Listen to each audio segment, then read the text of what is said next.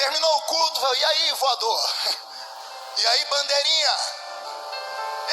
Eles começaram a rir de mim e debochar. Por um momento eu quis me entristecer, mas daqui a pouco eu falei assim, não, eu tenho lido na Bíblia que Deus fala através de visões. E por mais que as visões não sejam entendidas nem interpretadas na hora, se foi Deus que mostrou, Ele vai cumprir. E eu aprendi a empinar o meu peitinho aqui, levantar os ombros e ignorar essas pessoas que não acreditavam. E eu continuei acreditando. E eu continuei caminhando. E hoje são quase 100 países do mundo. Consegue imaginar um ser humano nascido lá na roça viajar por 100 países do mundo pregando o evangelho? Desses 100, nos 20 eu fui como oficial de estado. Os líderes das maiores nações do mundo tiveram que pegar na mão aqui, cheia de calo de quem cortava cana. E eu saindo dali dizendo assim, só Deus faz um negócio desse. Aí o Senhor fala ao meu coração, o homem precisa de sonhos. Eu vou repetir uma frase que eu disse aqui no ano de 2000, que foi a primeira mensagem que encantou o Brasil, o sonho de José. Sonhe e ouse sonhar. Você nunca irá além dos seus sonhos. Sonhe grande, porque o teu Deus é grande. Não olhe as circunstâncias, não olhe a esquerda, não olhe a direita, não olhe o bairro onde você mora. Não olhe, porque teve uma época que eu olhava para a casinha onde eu morava. Quantas vezes, dobrando o joelho, orando num quarto que dormia eu e meu avô, agora a família melhorou, saímos de 2 cômodos para 4. Eu orando e de repente senti um negócio gelado e molhado em cima de mim, que eu cobria com a coberta. Quando eu parava para ver meu avô com um pinico dele. O velho bebia cachaça, ficava bêbado. E ele me via orando, pegava o pinico debaixo da cama e jogava em cima de mim.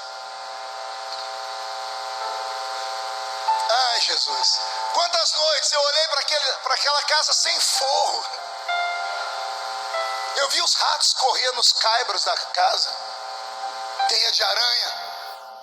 A parede aqui do lado era de barro, o chão vermelhão todo furado. E eu falava, eu vou voar, Jesus. E o Espírito Santo falava, continua sonhando,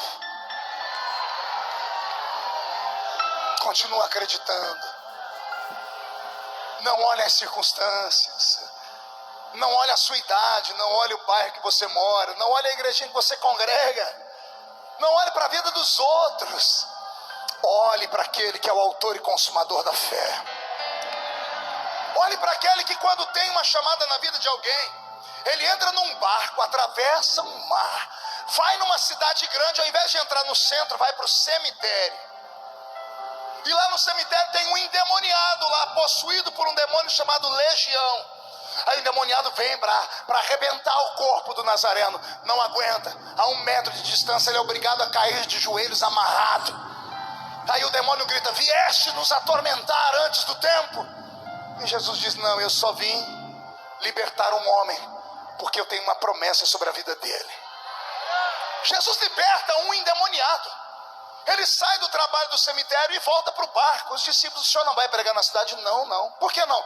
Porque eu vim aqui só por causa desse falido, esse desgraçado, esse lixo humano, que não tem família, que não tem história, que não tem dinheiro, que não tem sonho, que mora dentro do cemitério e se aconchega dentro de covas. Eu pego o homem do monturo, pego o homem do nada e coloco ele entre os príncipes desta terra. Eu quero saber se alguém aqui acredita nesse tipo de profecia. Então levante a sua mão, chacoalhe ela, põe aqui sobre a sua cabeça e diga, eu creio que aqui na minha mente o Senhor Deus vai plantar sonhos tão poderosos que chegarão dias que nem eu vou acreditar neles, mas vou fazer de tudo para continuar acreditando, porque Deus não conhece a palavra impossível. Agora tire a mão da sua cabeça e dê um grito capaz de fazer tremer este ginásio.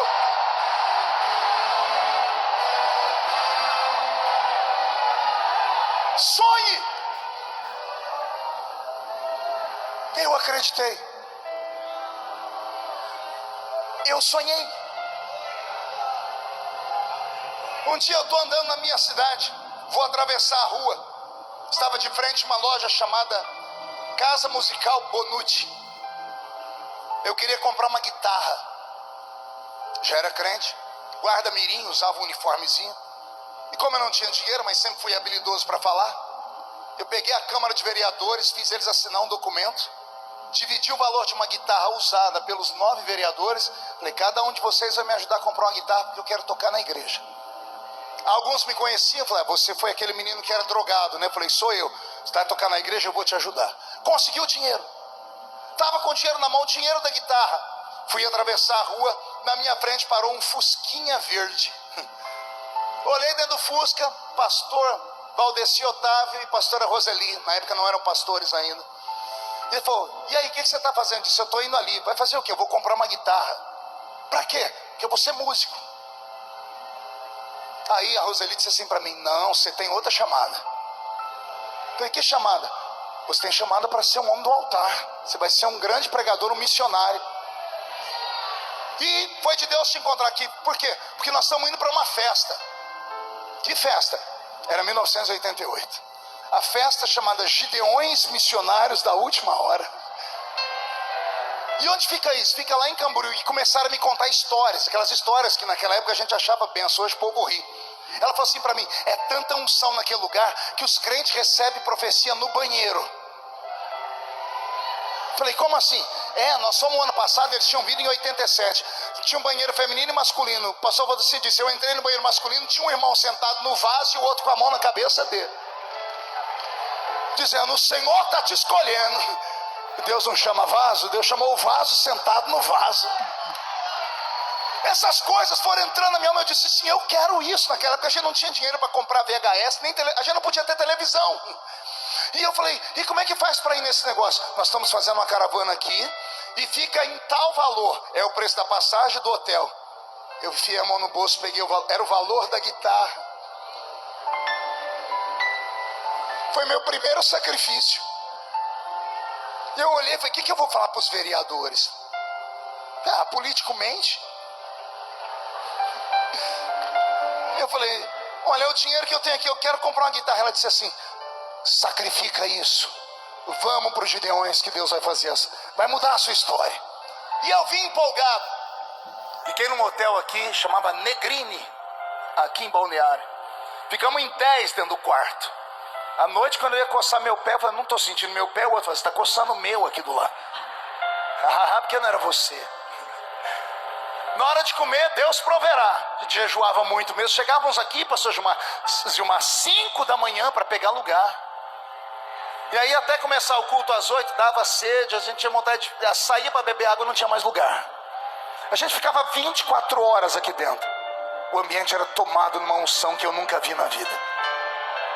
Eu me lembro de um culto, onde o pastor pregando, ele parou por um momento e levantou 2 profetas, um na frente e um atrás.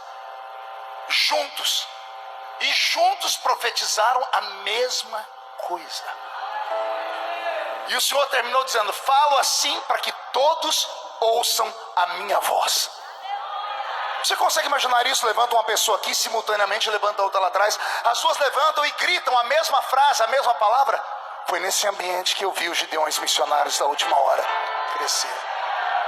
Quando eu vi as chamadas, as coisas lindas que aqui aconteciam, as bandeiras, eu falei, é isso que eu quero para a minha vida. E aí eu contei já aqui na hora da oferta, quando o pastor Gregório Chazuk chamou as pessoas e eu me joguei aqui na frente. As coisas não aconteceram da noite para o dia. É um processo. O processo de quem tem sonhos.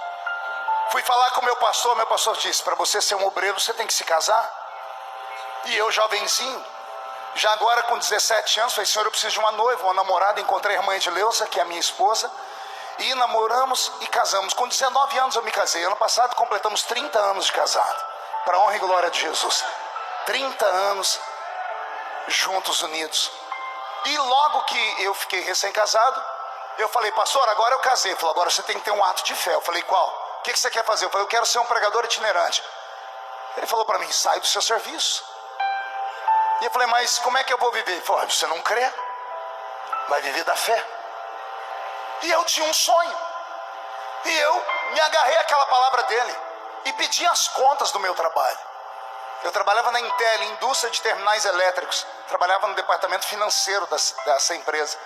Eu cheguei no meu líder, o chefe, que era o Dr. Roberto. Falei para ele, eu quero pedir as contas. Ele disse, não, você é um dos melhores funcionários que tem. A empresa tá mal das pernas, mas nós não vamos fechar. Por que você quer sair? Porque eu quero ser um missionário. O olho daquele homem encheu de lágrimas. Ele disse, olha, nós não somos da mesma fé. Eu sou ancião das Testemunhas de Jeová. Mas nós também temos obra missionária. E quando alguém de nós tem vontade, a gente não segura. Ele disse, eu não concordo com a sua fé, mas acredito na sua história. Vai embora, Feliciano. Que Jeová te abençoe. Como eu acreditava em Jeová também, eu peguei a bênção sobre a minha vida. Eu tinha uma brasilinha velha que só o sangue de Jesus. Era a Brasília que o anticristo vai usar na grande tribulação para conduzir os desviados que ficam na terra. Ela tinha tanta massa plástica nela, Lorival. Se tirasse a massa plástica, fazia outra Brasília. O apelido dela na minha cidade era Brasília Ungida. Pergunte por quê? Só se todo mundo perguntar. Porque onde eu parava com ela, ficava uma poça de óleo no chão. Vazava óleo para tudo quanto é lado. Eu acho que foi a única Brasília do mundo que tinha direção hidráulica. Ela tinha um problema no setor dela, que para virar na esquina eu tinha que começar a rodar rápido. Dava 12 voltas para puxar a barra da direção. Era uma coisa do diabo. Só o sangue de Jesus, né? E eu nessa pobreza, nessa miséria toda, pedi as contas. Cheguei em casa, minha esposa olhou para mim, viu que eu estava com um semblante triste, falou, o que foi? Falei, eu pedi as contas do trabalho. Ela parou de fazer o que estava fazendo, sentou na minha frente, começou a chorar e falou, mas nós vamos viver do quê? Eu falei para ela, mas você não vive falando que é para eu ter coragem? E ela me incentivava, mas eu não sei se era de verdade. A hora que eu tomei a decisão, eu falei assim, por que você fez isso? É igual a história daquela mulher que estava na beira do túmulo do marido, o marido está sendo enterrado, ela, João, me leva junto, João. Eu queria ir no seu lugar, João. Nisso ela escorregou e caiu lá dentro. Aí ela começou a gritar, me tira daqui, me socorre. Ela queria ir com o João, mas na hora que caiu lá dentro, a minha esposa foi a mesma coisa. Ela falava, vai! A hora que eu fui, ela disse, e agora? Quem poderá nos defender? Eu falei, o Deus que eu sirvo vai nos ajudar. Fui na primeira reunião de obreiro do mês do campo de Ribeirão Preto. Pastor Antônio Silva Santana, meu pai, fez meu casamento, me batizou, me consagrou a diácono e a presbítero. Cheguei no pastor Antônio e disse, pastor Antônio, eu pedi as contas do meu trabalho e agora eu vivo da fé. E eu queria muito que o senhor me ajudasse com as congregações, porque eu já pregava nos cultos de mocidade, eles me davam gasolina, R$20, R$30. Falei, isso que agora eu preciso, além da gasolina, preciso comer. Aí o pastor falou no microfone, diácono Marco Feliciano está se lançando como pregador itinerante. Os irmãos estão vendo ele aqui? Ajude ele, abra as portas para ele. Eu não sei se isso era um código, porque até os convites que eu tinha desmarcaram.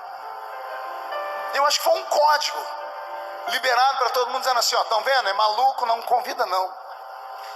Eu fiquei 4 meses sem convite, 4 meses de seguro-desemprego, e acabou o seguro-desemprego. No final da última semana, minha esposa me chamou e disse, filho, não tem mais arroz. O que tem dá para hoje, amanhã, não sei o que vamos fazer. E o meu sogro era fazendeiro. Só que eu disse para ela, o dia que você pedir para o seu pai alguma coisa, você está dizendo que não acredita na minha chamada. Porque se eu tenho um Deus que me chamou, ele vai cuidar. Porque quando ele chama, ele cuida. Como não tinha comida, eu me desesperei. Eu peguei a brasilinha e subi o alto da montanha e fui orar. Passei o dia inteiro no monte. Eu chorei, eu rolei no chão, eu rasguei a roupa, joguei pó na cabeça. Aquelas coisas de gente louca. 6:30 da tarde eu entrei na minha casa, entrei pela cozinha. Lá na mesa da cozinha, cheio de mantimento. Sacolinhas de supermercado. E ao invés de eu ficar feliz, eu fiquei bravo. Eu parti para cima da Edileuza e gritei, você pediu para o seu pai, você me desonrou. Ela, não pedi, não foi para o pai. Eu disse, de onde veio isso? Ela disse, a irmã Hélia. Quando ela disse a irmã Hélia, eu sentei. Falei, quem? A irmã Hélia. Eu disse, a irmã Hélia, mãe daqueles 4 filhos, marido é bebum, aquela que trabalha de empregada doméstica na casa do senhor José Ribeiro de Mendonça. Aqui eu disse, é a irmã Hélia. Falei, mas o que ela contou uma história aqui louca. Ela disse que estava no mercado fazendo compra. E o Senhor fala com ela: Hélia, o que você está comprando para você, compra para o meu filho. Qual deles, Senhor? Marco Feliciano. Senhor, mas ele é genro do Solívio, que é fazendeiro. O Senhor disse: não discute. Eu preciso mostrar para ele que sou eu que cuido. E ela diz: Senhor, mas eu não tenho dinheiro. Ele diz: vai na sua poupança, saca da poupança e compra para ele. Tem uns 6 anos, eu estou na minha cidade andando, encontrei a irmã Hélia. Ela olhou para mim com um sorriso, já cabelo branquinho. Ela disse: posso te contar um testemunho? Eu falei: pode. Lembra aquela vez que eu fiz para você? Eu falei: nunca vou esquecer. O meu patrão me deu uma casa no valor de 600 mil reais. E me aposentou com honra. Cuida da gente, manda coisa na nossa mesa.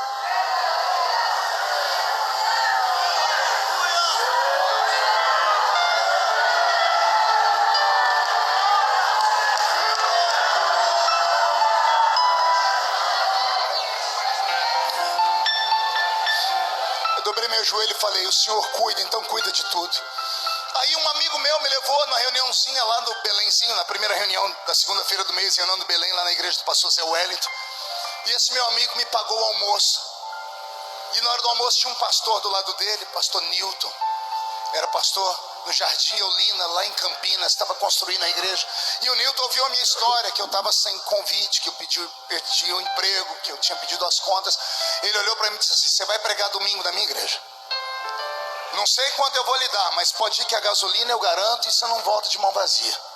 Eu jejuei a semana inteira, foi a primeira vez que eu saí como um itinerante. Cheguei na igreja, pastor me levou para o púlpito. Uma igreja estava em construção ainda. Eu não sabia pregar, não tinha essa eloquência, não tinha essa capacidade de articulação de Bíblia. Eu era só um sonhador. Eu estou sentado no púlpito da igreja dele. De repente eu olho na frente da porta, vem entrando 3 homens. Um está sendo arrastado pelos outros 2. Eles se ajeitam no banco. O culto prossegue. Quando ele me deu a palavra, eu comecei a pregar. 10 minutos de palavra, deram um grito dentro da igreja, mas tão alto que a igreja inteira parou e eu tomei um susto. Quando eu olhei no meio do corredor, um homem partiu do fundo da igreja, veio correndo, subiu no púlpito e agarrou o microfone da minha mão. Os diáconos não conseguiram segurar ele, a igreja entrou em transe. Eu não sabia se era louco, se era bêbado, eu não sabia o que fazer, eu fiquei em choque. O homem agarrou o microfone e deu uma rajada de língua estranha e falou: vocês lembram de mim? Eu estava no hospital morrendo até hoje cedo. O pai foi me buscar lá porque o médico deu alta e disse: leva para morrer em casa. Último estágio da meningite. Os nervos do corpo dele já não funcionavam mais, ele se arrastava. Ele ficava com a língua para fora babando. Era um homem que entrou arrastado por 2 dentro da igreja. O pai e o tio levaram ele para o culto. O pai me trouxe aqui hoje. E enquanto o culto estava indo, eu só estava aqui tentando prestar atenção, que eu não tenho articulação de mais nada. Esse moço aqui começou a pregar, eu não entendia nada que ele pregava, mas de repente, eu olhei aqui do meu lado e eu vi um homem de fogo. Ele pegava fogo do pé, fui levantando a cabeça, tinha fogo até na cabeça dele. Ele fez assim para mim, levantou a mão e botou a mão na minha cabeça. O fogo estava na mão dele, pegou da cabeça e foi até os pés, foi destravando tudo. Eu dei um grito e estou aqui curado. Acabou o culto, não teve como eu pregar mais. A notícia esparramou: tem um menino aí que Jesus usa em cura. Mas eu nem tinha orado para Jesus curar. A agenda abriu em Campinas, Hortolândia e Sumaré. Essas 3 cidades mataram a minha fome por 1 ano. Hortolândia, Sumaré e Campinas. E eu louvo a Deus por todos aqueles irmãos das igrejinhas que me levaram. E eles me deram a chance de começar a ficar conhecido. Um belo dia, sabe Deus como isso foi acontecer? Eu fui parar aqui no estado do Paraná, vizinho de vocês, uma cidade chamada Mauá da Serra. Uma cidadezinha desse tamanho, só tinha uma rua asfaltada na época. Quando o ônibus parou e eu vi aquela cidade, eu disse: eu não tenho chamada não. Os pregadores pegam em grandes eventos e olha onde eu vim parar, Mauá da Serra. De repente eu passei na frente da igreja, eu pedi perdão a Deus, porque a igreja era o único monumento da cidade. Era uma igreja para 1.500 pessoas sentadas. A cidade tinha 3 mil membros, tinha 3 mil habitantes, a metade era tudo de crente. E as 2 famílias mais ricas congregavam na igreja. E as duas famílias brigavam para ver quem dava o dízimo maior. Por isso que a igreja era rica, tinha todas as coisas grandes. Eu estou pregando no culto, entra pela porta do culto um homem forte, bonito, cabelo preto, usando brilhantina, de terno, gravata. Eu falei, eu já vi esse homem em algum lugar, mas não sabia quem era. Quando termino de pregar, descobri que era Mateus Jensen. Saudoso irmão Mateus Jensen, dono da rádio Marumbi, que depois vendeu a rádio Marumbi para o pastor Cisino Bernardino. Mateus me ouviu pregar e ele tinha um aparelhinho que ele transmitia o culto via rádio. E quando ele colocou no meio da minha pregação a minha mensagem pelo rádio, pastor Zilmar, o Paraná inteiro parou para ouvir e começou a chover ligação no rádio dele dizendo assim: onde é que vocês conseguiram essa pregação do pastor Mauro Ferreira? Quem foi Mauro Ferreira? Maurinho Ferreira foi um dos maiores pregadores do Brasil. Estudou ao lado do pastor Idecaso Takayama, lá no IBAD, no estado de São Paulo. Maurinho morreu num acidente de carro com a dupla Otoniel e Osiel, irmãos de José de Paula. Eles cantavam e Maurinho pregava. Um acidente de carro ceifou a vida dos três. E a minha voz era parecida com a dele. E o jeito de pregar era igual ao dele. Mateus Jensen era um caçador de talentos. Foi ele que deu para o Brasil, através da sua emissora, Eram Sem Ovelhas. Ele gravou Mara Lima, ele gravou Júnior, Canarinhos de Cristo. Os cantores de antigamente, aqueles que nós crescemos ouvindo. Tudo graças ao irmão Mateus. O irmão Mateus olhou para mim e disse assim no final do culto: você tem talento, que meu telefone não para de tocar. Ele tinha um celular que pesava uns 5 quilos. Aquele celular que dava problema na coluna, você tinha que trocar hora na cintura de cá, hora de cá. Ele falou assim: eu quero você me ajudando num sonho dos meus filhos. O ano que vem vai ser um ano político e os meus 2 filhos serão candidatos a deputado federal e estadual, e eu quero que você me ajude a fazer a campanha deles na igreja. E eu, santarrão, disse: eu falar de política no púlpito? Eles: não, você não vai falar de política, você só vai pregar. Você só prega e o resto é com a gente. Eu falei: então o senhor me deixa orar primeiro? Eu sem agenda. Veio a agenda e eu dispensando. Falei: o senhor me deixa orar? Ele disse: pode orar, está aqui meu telefone.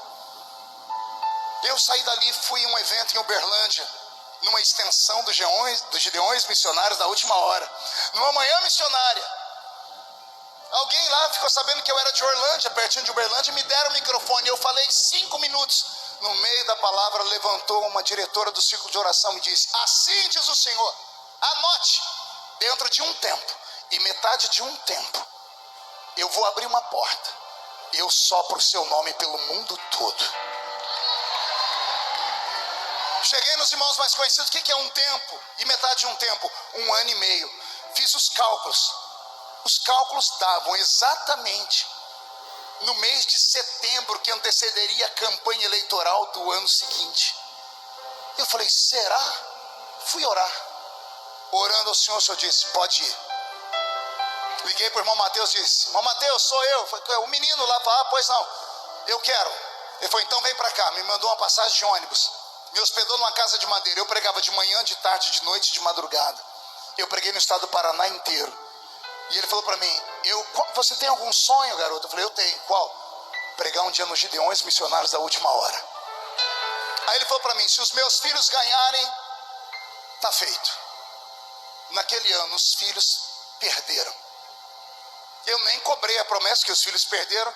Mas um dia ele me ligou e disse assim: Marco, eu estava orando e Deus falou comigo que é para eu cumprir o desejo do seu coração.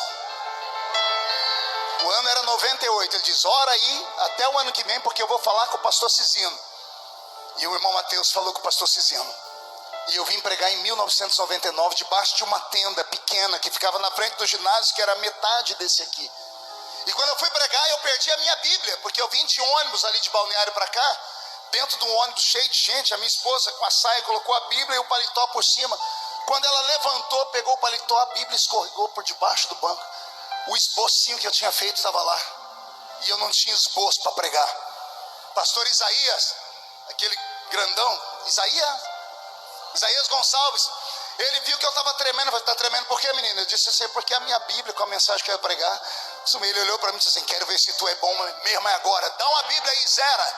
Pegou uma Bíblia, rasgaram o plástico e era: prega. E eu preguei. Eu não sei o que eu preguei. Eu sei que eu preguei. Eu sei que virou tudo do avesso. Eu era tão maluco, um irmão disse, me encontrei com um irmão um dia desse, assim, eu lembro que você falou assim, Jesus, transforma o mar de Balneário em gasolina.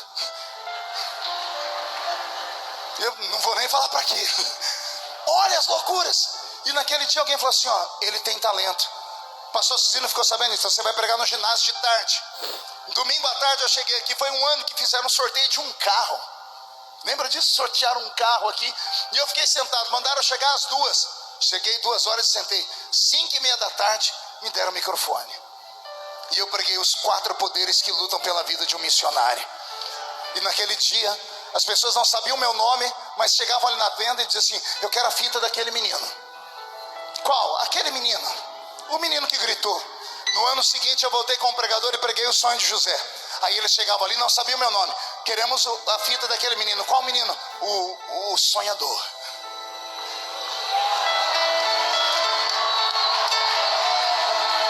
O menino sonhador. O texto que eu li é profético. Aqueles que sonham sempre serão perseguidos, humilhados, maltratados. E sempre que você chegar no ambiente, vão olhar com desdém e vão dizer, ih, para porque lá vem o sonhador. Pois a partir desta tarde, vai acontecer algo no mundo cósmico, no mundo metafísico, no mundo que transcende.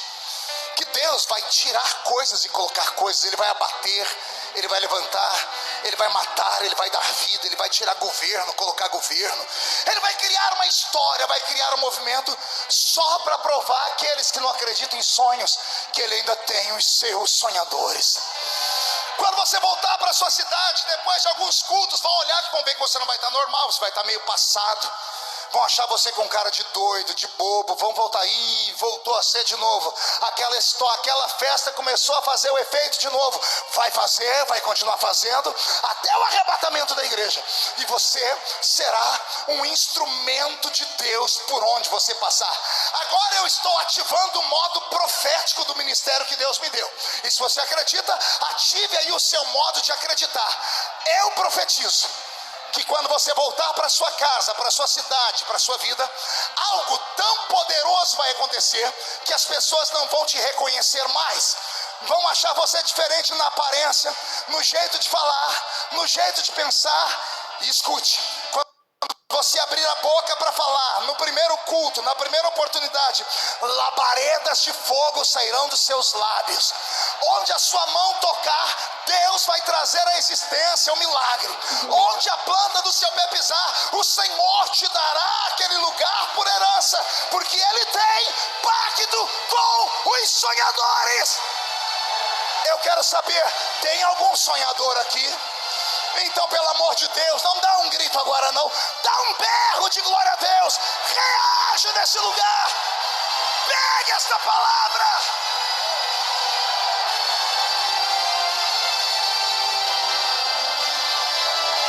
Eita, vai Roberto, vai Roberto.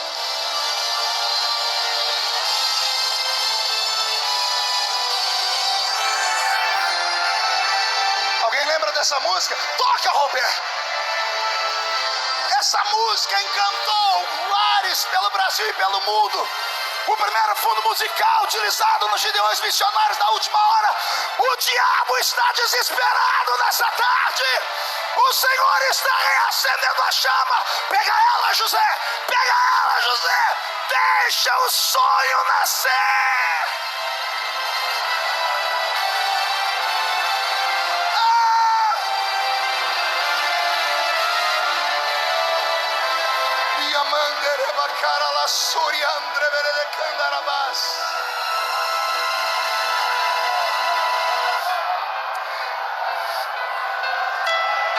Não desista. Não pare. Não dê ousadia a esses coveiros de igreja. Vou falar de novo. Não dê ousadia a esses coveiros de igreja que morreram na fé, que só a carcaça permanece no culto, que não vê o invisível, que não ouve o inaudível, que não sente aquilo que é incrível. Não dê atenção a pessoas que não têm o mesmo nível de fé que você. Se aparta delas. Quando Samuel ungiu Saul para ser rei de Israel, Saul foi saindo, Samuel segurou ele pelo braço e disse: escute aqui, você foi ungido. E quando você se apartar de mim, você vai passar pelo sepulcro de Raquel. Vai passar pelo meio do cemitério. Passando pelo cemitério, apressa o seu passo. Porque 2 homens virão ao seu encontro para atormentar você e dizer: o seu pai está preocupado a respeito das jumentas que se perderam. Não deixe esta graça, esta unção que está descendo sobre a sua alma, ser roubada por internet, por sites de fofoca. Os crentes já não acreditam em mais nada por causa disso. Ficam comendo lixo 24 horas por dia nisso aqui. Faz um jejum disso aqui. Pare de olhar para os erros dos outros. Olhe para aquele que pode.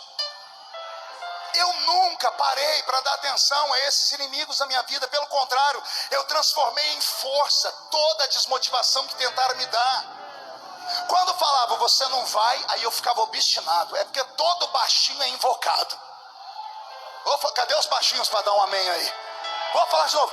Todo baixinho é invocado. Você passa perto de uma porcaria, de um chihuahua, parece um rato. Ele olha para você e vai. Ele acha que é alguma coisa. É invocado. Deus ama a gente invocada. Não, você não entendeu, eu vou falar de novo. Deus ama gente maluca. Vou falar de novo. Deus ama gente doida. Por quê, pastor? Porque o doido vê o que ninguém vê. O maluco escuta o que ninguém escuta.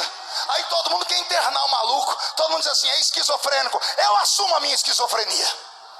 Porque o esquizofrênico é aquele que vê o que ninguém vê, ouve o que ninguém ouve, sente o que ninguém sente. Então eu sou maluco. E só cheguei onde cheguei por causa disso. Porque se eu fosse olhar as circunstâncias, se eu fosse seguir uma fórmula matemática, era impossível. Até hoje me perguntam: para você chegar onde você chegou, você teve um costa quente, né? Quantas vezes perguntaram: seu pai é pastor, sua mãe é diretora de ciclo de oração, seu pai deve ser membro da convenção da mesa. Eu deixava as pessoas falarem e terminava: você tem um costa quente? Eu digo: tenho. Só que nele, no caso dele, a costa é quente, o peito é quente, o pé é quente, as pernas são quentes, as mãos, os olhos são como chama de fogo. E Hebreus 12 diz que ele é um fogo devorador. Você e o exército inteiro dos Estados Unidos junto podem perder qualquer batalha. Mas se você pegar na mão desse Deus que eu estou falando, vou falar de novo: você e Deus são maioria onde você chegar. Levante a mão direita para o céu e chacoalhe ela, por favor. Agarra o ombro de quem está do seu lado. De novo, meu exercício de fé é para agarrar a criatura. Agarrou ela, chacoalhe ela até ela ficar irritada, por favor.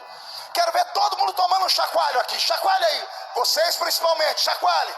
E diga: Deus te trouxe aqui para sacudir os seus sonhos, a sua chamada, o seu ministério, o seu casamento, a sua vida. Então recebe esse chacoalhão de Deus e reage. Reage.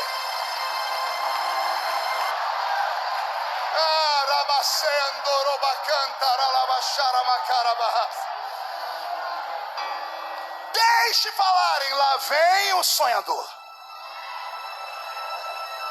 Aí, pastor Gilmar, Deus começou a me usar em batismo com o Espírito Santo e cura divina, porque eu não pregava nada. E quando eu ia pregar, eu imitava os pregadores.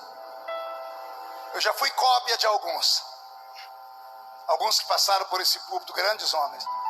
Um dia eu estava no meio do mato orando, revoltado. Falei: Senhor, o Senhor está abrindo portas, o Senhor está curando e batizando, mas eu preciso pregar, senão daqui a pouco vão dizer que eu só sou menino de movimento. E eu imito os pregadores, não acontece nada. Por que eu imito eles, não acontece nada? Deus falou comigo. Eu contei essa frase um ano aqui, muita gente se apossou dela e contam por aí. Deus falou para mim: eu não quero que você seja um eco. Eu quero que você seja uma voz. Anote isso. O Senhor falou para mim, se eu precisasse de 2 desses homens que você imita, eu tinha feito 2. Não tem vaga mais, que a vaga deles é deles. Agora tem uma vaga aqui para você. Eu falei, Senhor, mas olha o meu jeito. Pregue do seu jeito. Pregue da maneira como eu te ensinei. Porque eu prego contando histórias. Uma vez falaram para mim, você não é pregador não, você é roteirista de cinema. Você conta história, a gente entra dentro dela, a gente viaja, a gente sente o cheiro. Isso, e uma vez um pastor falou, púlpito de Assembleia de Deus não é lugar de contar história, é lugar de pregar a palavra. Então eu absorvi o que Deus havia me dado, eu me contentei com o que Deus havia me dado. E quando eu foquei nisso, as portas começaram a se abrir.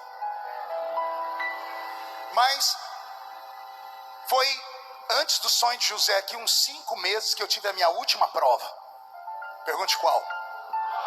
A agenda vagou por umas 2 semanas. Peguei meu carro, saí sem rumo. Falei, vou andando por aqui, tem umas cidades que eu não preguei ainda. Eu paro o carro na porta da igreja, espero o culto começar. Entro, mando minha fitinha, eu tinha uma fitinha cassete. Mando para o púlpito, o pastor vai ver, vai abrir o coração e me chamar. E eu fui parar numa igreja que o pastor era muito bravo. A igreja lotou, tinha umas 200 pessoas. Eu lembro do pastor pegando a fita, o diácono entregando para ele. Ele olhando, abriu.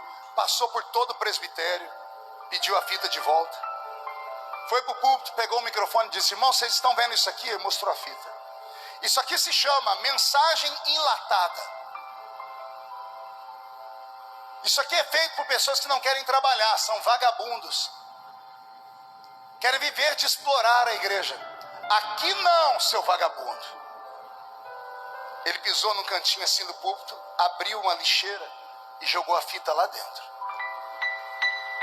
Eu abaixei minha cabeça, uma vergonha. Quando ele levantou a igreja para orar, eu saí. Entrei dentro da Brasilinha. Tinha um menino que viajava comigo que chamava Brito. Nós fomos até um posto de beira de estrada, eu parei o carro ali, falei, nós vamos dormir aqui dentro hoje. Ele virou para um lado e eu virei para o outro. E ali eu chorei. Eu falei, Senhor, eu deixei tudo. E naquele dia Deus não respondeu nada. Eu achei que já era pregador e não era. Deus me levou ao limite.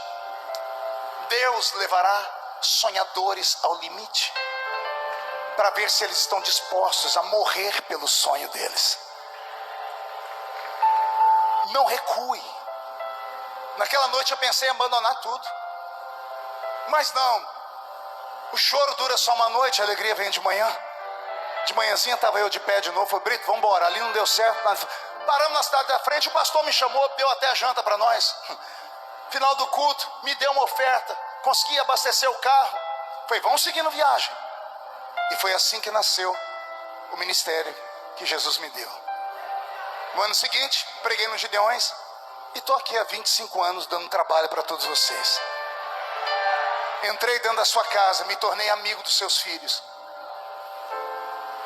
Ajudei você nos momentos mais difíceis da sua vida.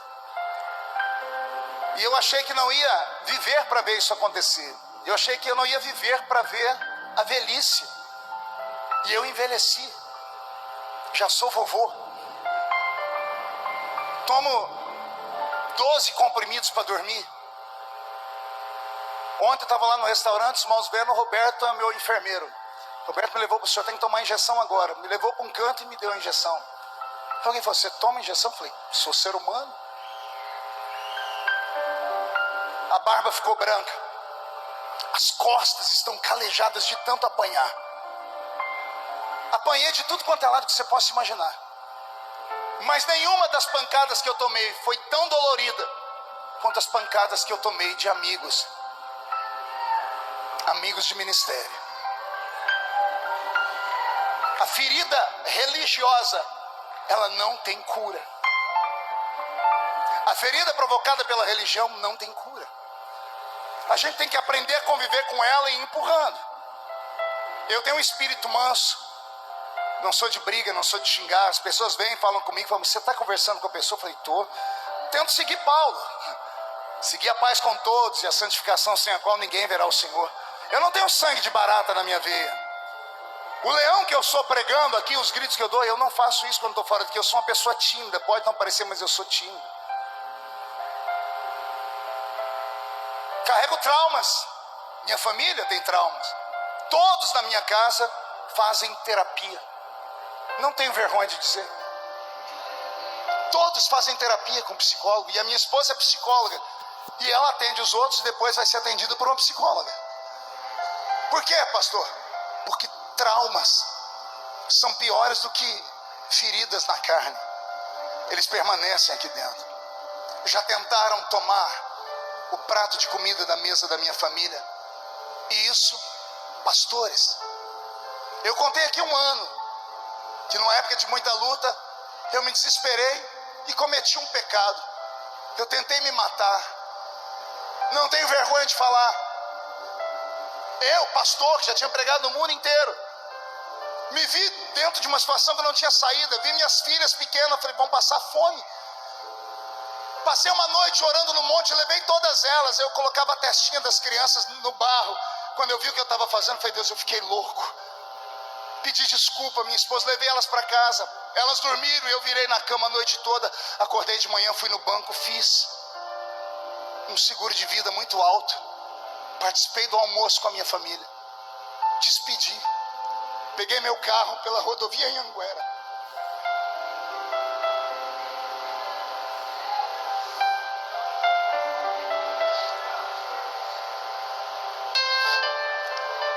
Eu mirei a traseira de um caminhão de cana, um treminhão. E eu falei, aqui eu acabo a minha vida, Senhor. Minha família vai ter condição de sobreviver. Eu fechei os olhos, pisei, dei KM no carro, deu 240, eu tinha um carro possante. Eu fechei os olhos e gritei, esperei o impacto não veio. Eu abri o olho, não tinha mais nada na minha frente. Eu olhei o retrovisor, o caminhão estava aqui atrás. Minha perna bambeou, eu fui desacelerando, parei o carro no acostamento, dobrei meu joelho no chão e falei, mas nem para morrer eu presto. E o Senhor falou para mim, você só está desesperado. Calma, eu tenho promessas na sua vida. Eu desmaterializei aquele caminhão, porque se você batesse eu ia te deixar vivo, você ia ficar numa cadeira de roda, porque você não pode morrer, porque quem tem promessa não morre. Até a promessa se cumprir não morre, então eu fiz isso. Mas o que eu estou passando, o Senhor disse, tudo na vida tem um porquê. Ainda que você não entenda, lá na frente isso vai te ajudar de alguma forma. As dores que não te matam te deixam forte. Os vales que você passa, que você não vê uma saída, vão ajudar você a fazer outros atravessarem a saída.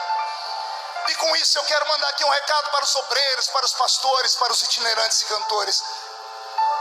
Em nome de Jesus, amigo, pastor, companheiro, cantor, pregador, não persiga o outro.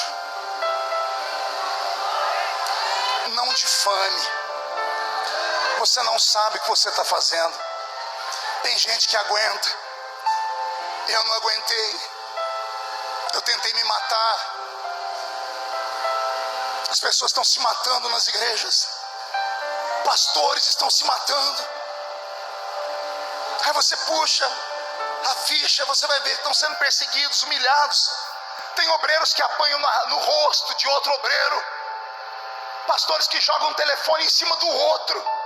Na reunião de obreiro, faz o outro ajoelhar, humilham as pessoas. Os meus amigos sabem o que eu estou falando aqui, não dou nomes, não preciso. Não faça isso. O ser humano, ele não é feito de carne só, ele é alma. Ele vai absorvendo. Tem gente que aguenta, vai aguentando, mas tem hora que o vaso entorna. E se entornar o vaso e a pessoa não tiver equilíbrio, você pode estar sendo responsável por uma pessoa que vai cometer uma desgraça, vai matar alguém, vai se matar, vai matar os filhos. Em nome de Jesus, não persiga o outro, não persiga.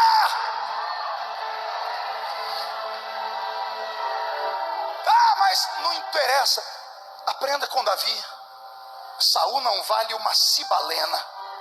Saul não vale um quimba de cigarro fumado. É um assassino e quer me matar. O Senhor colocou ele na minha mão. E os empregados dele falando assim, os amigos falando, Davi, mata esse desgraçado. Davi diz, longe de mim. Por que não, Davi? Porque é um ungido do Senhor. Quem trata com ungido é aquele que ungiu. Está me ouvindo aí? Quem trata com ungido é aquele que ungiu. Não tente você ser o fiel da balança. Não tente você ser a mão direita de Deus. Não diga você, Deus está me usando para limpar. Não diga isso. Um sujo não pode falar de um mal lavado. Vou falar de novo. Um sujo não pode falar de um mal lavado. Eu vou falar de novo. Um sujo não pode falar de um mal lavado. Eu só sei de uma coisa, pergunte o quê? Vamos gritar com você. Lá vem. Lá vem. Lá vem. Lá vem o sonhador. Ei, sonhador, está preparado? Porque da mesma altura que você sonhou, o Senhor antes vai te jogar dentro de uma cisterna. Foi assim que eu aprendi com José. Ele viu o sol e a lua, mas antes foi parar dentro de um buraco. Quando você acha que não tem mais onde vir humilhação, além de parar dentro do buraco, depois é vendido como escravo. Aí na casa onde ele está como escravo, foi acusado de ser um estuprador. Aí prendem ele em uma outra prisão e Deus fica sem falar com ele por anos. Mas ele nunca perdeu os sonhos. Chegou um dia, e esse dia vai chegar para você também. Quem sabe está chegando agora. Quem sabe Deus só não está esperando uma reação mais agitada sua. Quem sabe Deus não está parando para olhar para você dizendo assim, para de sentir pena de si mesmo. Reage. Fazer carinha feia para os outros não resolve nada. Fazer fusquinha para os outros, ficar fazendo chanha, isso não te leva a nada. Reage aqui nessa manhã. Aqui é a arena da guerra. É aqui que você vai virar o seu cativeiro. É aqui que Deus vai te dar uma nova história. É aqui que Deus está reescrevendo as páginas da sua vida. Eu só sei de uma coisa: o Brasil vai tremer quando você chegar. A sua história vai atravessar os séculos da sua própria existência, se Jesus não voltar até lá. Eu sei que eu não estou pregando para homens e mulheres comuns nessa tarde. Eu estou pregando para pessoas que eram como eu, que não tinham nada nem onde se apegar, mas Deus os escolheu. Tem algum sonhador aqui nesta manhã? Incline a sua cabeça, por favor. A minha música, Roberto. Incline a sua cabeça. Eu nunca fiz isso nos Gideões porque não dava, mas hoje eu vou fazer. Segure a sua criança que está no seu colo, porque eu vou orar aqui no altar, só com gente que não está aguentando mais. O seu sonho é pesado, é grande, mas tudo diz que não. E para ajudar veio a calúnia, veio a perseguição. Eu quero orar com você, sonhador, aqui no altar. Eu quero ver se você tem coragem de acreditar. Isso, chegue bem perto, porque se todo mundo sonha, vai vir muitos sonhadores. Isso. Não, pode ficar em pé mesmo, senão não vai caber muita gente. Vai ficando aqui perto de mim. Isso. Pode chorar.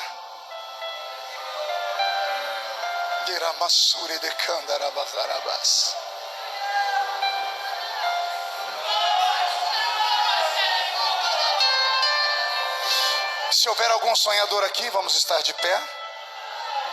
E quiserem já aproveitar para descer e receber a oração aqui embaixo, eu te espero aqui embaixo.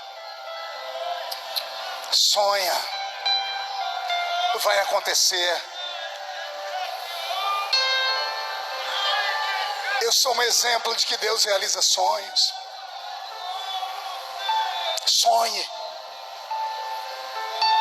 Alguém me pergunta, vale a pena, pastor? Vale.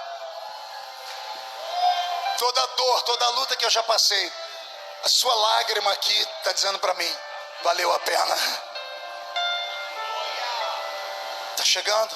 Vamos todos ficarmos de pé. Ei, coloque a mão aqui no seu coração. Agora nós vamos questionar eles, Roberto, por que eles estão chorando? Vem, chega pertinho. Feche os olhos que nós vamos conversar agora. Eu e o Roberto vamos conversar com vocês. Você vai fechar os olhos e você vai responder as nossas perguntas, tá bom? Feche os olhos. Tá chorando por quê? Se você tem um Deus que cuida de você e jamais te esquecer, Ele sabe de tudo que você está passando e mandou te dizer que Ele está cuidando. Lembra de onde você veio e aonde você chegou. Lembrar de todos os livramentos que você já passou. Nem era pra você estar aqui, mas Deus falou assim: esse aí vou levantar. E onde colocar as mãos eu vou abençoar.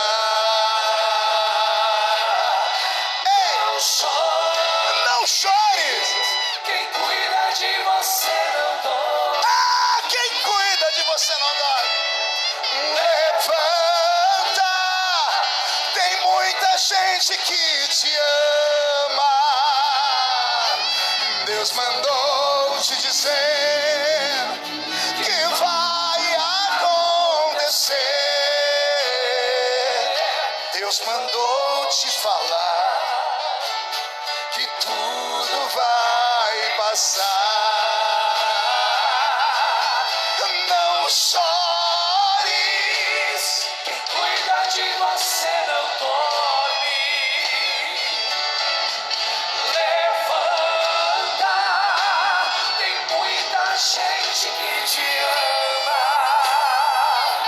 Deus mandou te dizer que vai acontecer. Deus mandou te falar Que tudo vai passar. Pai, eu me atrevo a te chamar de Pai. Eu te conheço desde criança, meu Pai. Eu estou sentindo a dor dos meus irmãos que estão aqui. E uma dor